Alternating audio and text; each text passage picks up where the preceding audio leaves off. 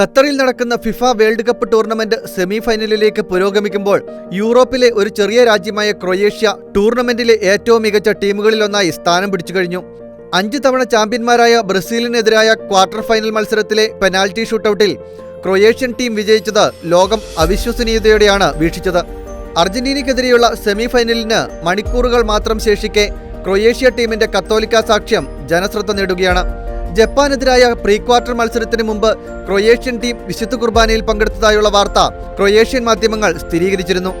ക്രൊയേഷ്യയിൽ നിന്ന് ഖത്തറിലെത്തിയ വൈദികനാണ് സംഘാംഗങ്ങൾക്കായി വിശുദ്ധ കുർബാന അർപ്പിച്ചത്. Team captain Luka Modric ഉൾപ്പെടെയുള്ള ക്രൊയേഷ്യൻ ടീം അംഗങ്ങളിൽ ഏറിയവരും കത്തോലിക്ക വിശ്വാസം ഉയർത്തിപ്പിടിക്കുന്നവരാണ്. വാഴ്ത്തപ്പെട്ട പിയർ ജോർജിയോ ഫ്രാസാത്തിയുടെ ചിത്രം കൈവശം വെച്ചിരിക്കുന്ന മോഡ്രിച്ചിന്റെ ചിത്രം അടുത്തിടെ സോഷ്യൽ മീഡിയയിൽ വൈറലായിരുന്നു.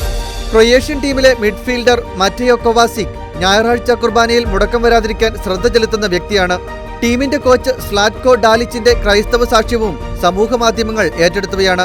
ടൂർണമെന്റിന് മുമ്പ് മെഡ്ജുഗോറിയയിലെ പ്രശസ്തമായ മരിയൻ തീർത്ഥാടന കേന്ദ്രം ഡാലിക്ക് സന്ദർശിച്ചിരുന്നു.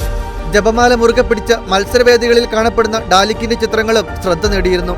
കത്തോലിക്ക വിശ്വാസവും ജപമാലയുമാണ് തന്റെ വിജയമന്ത്രമെന്നും എല്ലാ ഞായറാഴ്ചയും താൻ വിശുദ്ധ കുർബാനയിൽ പങ്കെടുക്കുവാൻ ശ്രമിക്കാറുണ്ടെന്നും എപ്പോഴും ഒരു ജപമാല കയ്യിൽ കരുതാറുണ്ടെന്നും ഡാലിക്ക് വ്യക്തമാക്കിയിട്ടുള്ളതാണ്.